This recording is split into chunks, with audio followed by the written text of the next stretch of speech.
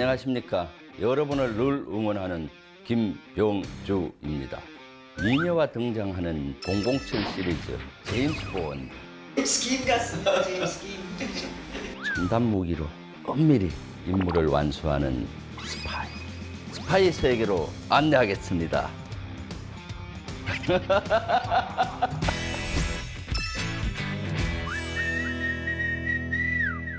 손자는 지피지기 백전불태라고 했잖아요.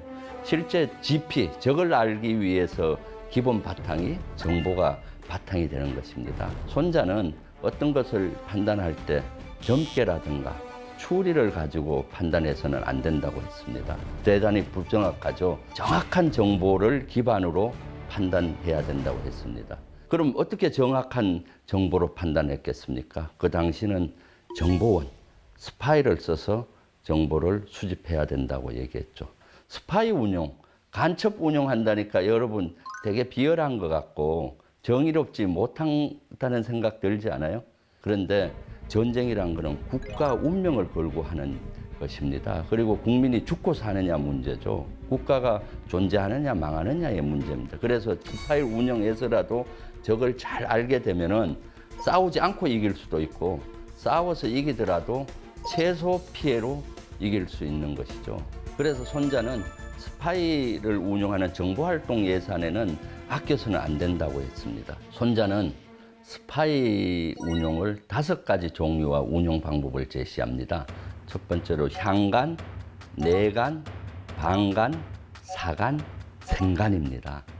향간은 적 주민을 포섭을 해서 정보원으로 쓰는 거죠. 쉽게 얘기하면은 적 지역에 있는 고정 스파이, 고정 간첩이라고 보면 되겠습니다.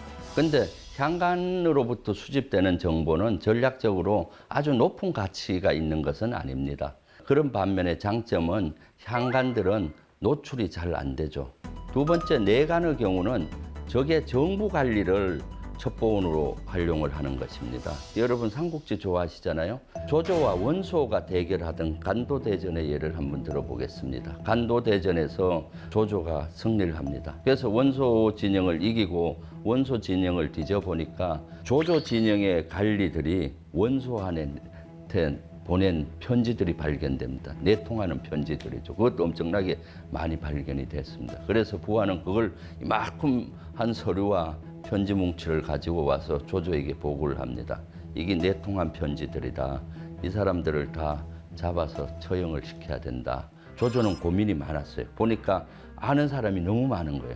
그리고 그 사람들을 다 처형하면 인재가 부족하고 또 나라가 혼란에 빠질 수도 있었죠. 고민하다가 정 관리를 집합을 탁 시키는 거예요. 그리고 집합시킨 관리들 앞에 서류 뭉치와 내통한 편지를 모아놓고 얘기를 하죠. 이것은 우리 진영에 있는 관리들이 원소한테 보낸 내통한 편지라고 한다. 나는 이걸 읽어보지 않았다. 하지만 이 자리에서 태워버리겠다고 확 불살라 버리죠. 처벌을 받을까 봐 두려움에 팍 떨고 있던 내통자들은 조조가 용서해 줬잖아요. 그러니까 거기에 감복을 해서 다시 조조한테 충성을 하게 되죠. 세 번째로 방간 같은 경우는 적의 스파이를 역으로 이용하는 겁니다. 이중 스파이, 이중 간첩이라고 볼 수가 있죠. 이중 간첩은 활용하기가 대단히 까다롭습니다. 왜냐? 믿음이 잘 안 가잖아요. 이중 스파이가 어느 편에 서 있는지 잘 모르죠. 그렇기 때문에 수시로 이중 스파이가 아군을 위해서 일하는지 적국을 위해서 일하는지를 체크해 볼 필요가 있습니다. 그렇지만 이런 이중 스파이들은 효과가 대단히 큽니다.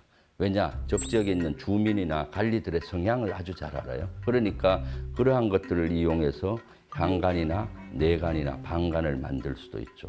또 이중 스파이가 갖고 있는 인적 네트워크가 있잖아요. 그걸 이용을 해서 우리의 거짓 정보를 적 지휘부에다가 흘릴 수가 있는 것입니다. 이중 스파이 하면 되게 재미가 있죠. 2차 세계대전 당시 1944년 노르망디 상륙작전이 성공합니다. 노르망디 상륙작전이 성공한 배경에는 영국 측 스파이의 큰 역할이 있었습니다. 스페인에서 태어난 가르시아는 히틀러와 또 나치를 아주 병적으로 싫어했습니다. 그래서 영국으로 가서 영국의 첩보원이 되기를 요청을 하죠. 영국으로부터 딱 거절을 당합니다. 그래서 독일로 가서 독일을 위한 스파이가 되는 겁니다. 가르보는 천재적인 첩보원이었던 것 같아요. 독일에서는 아라벨이라는 암호명으로 활동을 하면서 독일 정부로부터 인정을 받습니다. 그때 이제 영국은 알아챈 겁니다. 아라벨, 가르시아가 대단한 첩보 능력이 있구나 해서 접촉을 해서 포섭을 해서 이중 간첩으로 삼죠. 그리고 암호명을 가르보라는 암호명을 줍니다. 그래서 가르보는 실제 한방을 아주 멋있게 해냅니다. 연합군이 그때 제일 고민했던 게 상륙작전이거든요. 프랑스적으로 노르망디로 상륙작전을 하려면은 이거를 기만을 해야 됐죠. 그래서 가르보는 히틀러와 독일 정부에 상륙작전은 깔레로 할 것이다라고 거짓 정보를 흘립니다. 그때 이제 가르보 같은 경우는 독일 정부와 히틀러로부터 신임을 컸죠. 그래서 히틀러는 가르보가 보고한 깔레 상륙 지역이 정확하다는 걸 확신을 했죠. 그래서 프랑스에 배치되어 있던 많은 부대들을 깔레로 배치하고 깔레의 상륙을 저지하기 위한 방어선을 구축을 합니다. 그리고 상대적으로 노르만디에는 병력도 열세했고 방어 준비도 덜 되어 있었죠. 그래서 영국과 미국을 중심으로 한 연합군은 노르망디 상륙 작전을 성공하죠. 그리고 이듬해 독일을 패망시킵니다. 네 번째는 사간이죠. 사간은 적국에 들어가서 정보를 수집하고 거짓 정보를 또 흘리죠. 그리고 기만 공작도 합니다. 그런데 사간이 흘린 정보가 거짓이라는 게 탄로나면은 잡히게 되겠죠. 그래서 잡혀서 죽게 됩니다. 그래서 죽는다고 해서 사간이라고 하죠. 생간은 적 지역에 들어가서 정보를 획득하고 다시 돌아와서 보고를 합니다. 살아와서 보고한다 해서 생간이라고 합니다.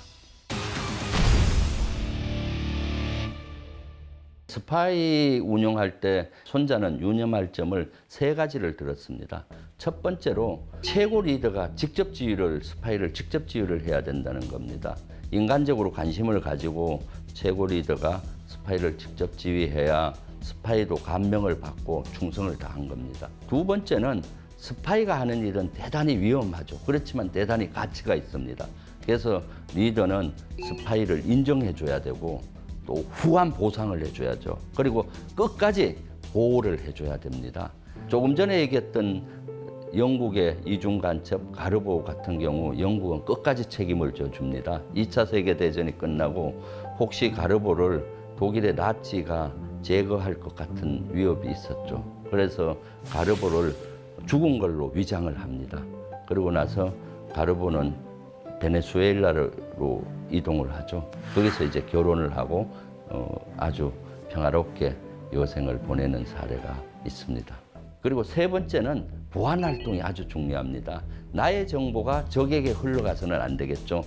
현재 스파이 활동은 대단히 많이 진화했죠. 2500년 전에 손자는 주로 정보 수집을 인간을 통해서 정보 수집을 했죠. 그래서 13장에서도 용감편에 보면은 간첩, 스파이 운용에 대해서 주로 기술을 많이 했습니다. 그런데 지금은 정보 수집하는 수단이 아주 다양화돼 있죠. 첩보 전쟁은 어떤 면에서는 첨단 기술의 각축장이나 마찬가지입니다. 인공위성이나 항공기 등 여러 것을 통해서 적을 감시하고 감청할 수도 있습니다. 그리고 암호 기술도 발달돼 있고 암호를 해독하는 기술도 많이 발달돼 있잖아요. 특히 최근에는 사이버 공간이 아주 중요합니다. 사이버 공간에서는 치열하게 첩보 수집 전쟁이 일어나고 있습니다. 지금도 사이버 공간에서는 첩보 전쟁이 일어난다고 볼 수가 있겠죠. 여러분, 정보 위에 서기 꼭 기억하세요. 그리고 또 하나, 보안이 중요합니다. 전쟁은 속임수다. 손자는 병자 계도야라고 했죠. 이 의미가 무엇인지 다음 시간에 공개하겠습니다.